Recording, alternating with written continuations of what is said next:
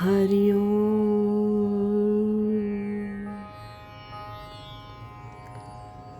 पूजनीय स्वामी भक्त डॉक्टर सुषमाताई वाटवे यांनी लिहिलेल्या स्पर्श परिसाचा या ग्रंथमालिकेतील तिसऱ्या भागाचं वाचन आपण ऐकत आहोत.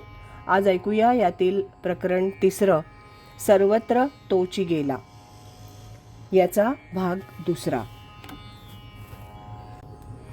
आपले सद्गुरू आकाशासारखे व्यापक असून ते सर्वत्र आत बाहेर भरून आहेत. संकटकाळी ते आपल्या सहाय्याला निश्चितपणे धावतील असा जर बोध असेल तर फारच चांगलं.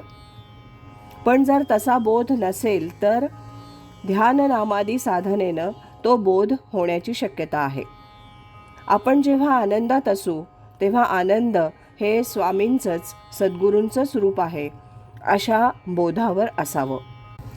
त्यातूनही कधी कधी मन अत्यंत उद्विग्न होण्याची शक्यता आहे.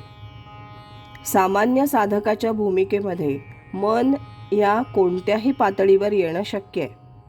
अत्यंत उद्विग्नता येईल तेव्हा आपण देवाला जशा हाका मारतो तशा सद्गुरूंना हाकाच माराव्यात.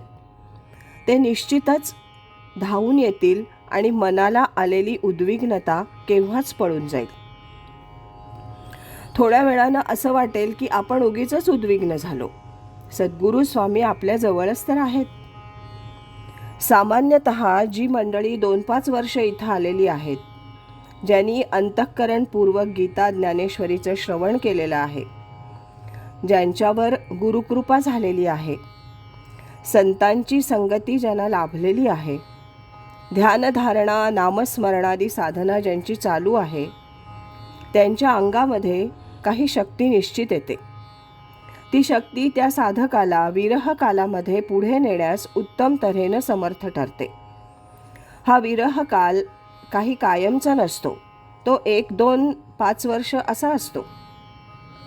आणखीन एक विचार यामध्ये असा येतो की अनादिकालापासून आपण नलदमयंती, रामचंद्र सीता, गोपालकृष्ण आणि गोपी ही आख्यानं जर बघितली तर आपल्या लक्षात येईल की आजपर्यंत जी थोर मंडळी अवतारी पुरुष होऊन गेले त्यांना देखील आपल्या अत्यंत प्रिय माणसाचा विरह सहन करावा लागला.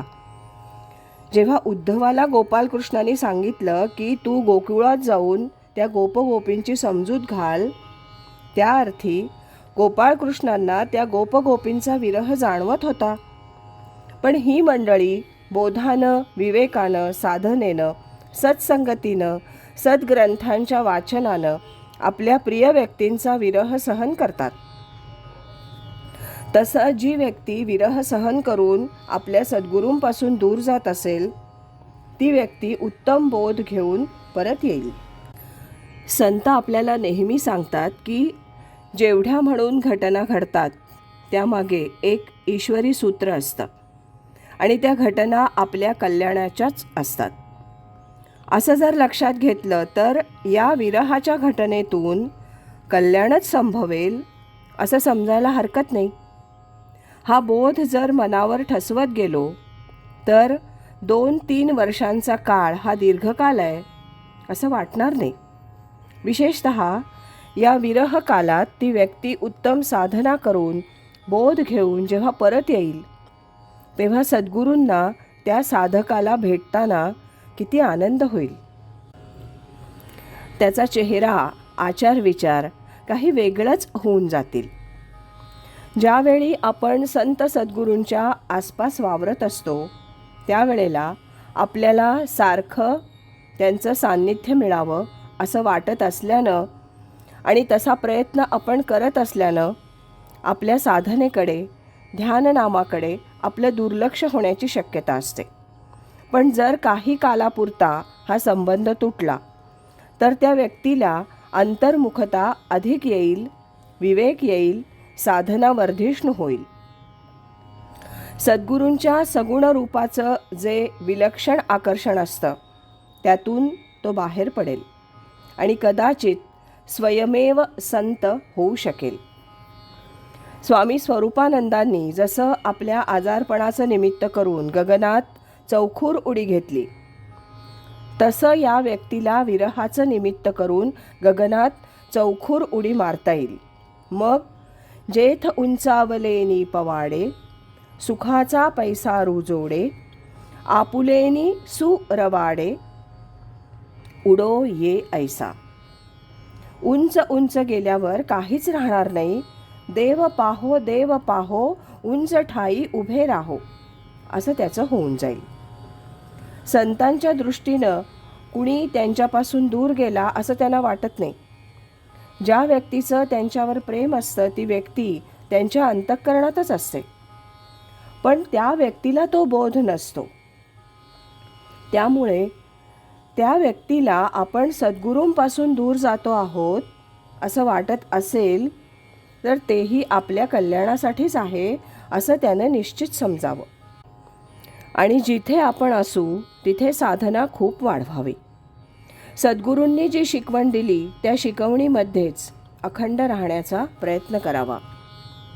गुरुवाक्याचे निमेळे नेणे वेळू. गुरुवाक्याचा मेळ घालत असताना, त्यांचं चिंतन करत असताना किती वेळ गेला ते कळलंच नाही अशी त्याची स्थिती व्हावी. पण जर साधना न करता अवांतर गोष्टींचंच चिंतन होत राहिलं तर मात्र त्या बोधातून ती व्यक्ती खाली येण्याची शक्यता आहे. तेव्हा सावध राहून साधना करत राहावी. म्हणजे देहानं जरी सद्गुरूंपासून दूर राहावं लागलं तरी बोधानं त्यांच्या सन्निध राहता येईल. विवेक आला की निम्म्याहून अधिक परमार्थ होतो. हा विवेक देखील साधनेशिवाय येत नाही. म्हणून साधना आणि विवेक बरोबरच पाहिजे. याबरोबरच प्रकरण 3 सर्वत्र तोची गेला याचं वाचन समाप्त होत आहे. या प्रकरणानंतर एका चौकटीत एक मजकूर आहे, तो मी आता वाचून दाखवते. सुषमाताई विचारतात, स्वामी स्वरूपानंद 1934 पावसला गेले आणि आजारी पडले. त्यावेळेला ते पूर्ण झाले होते का?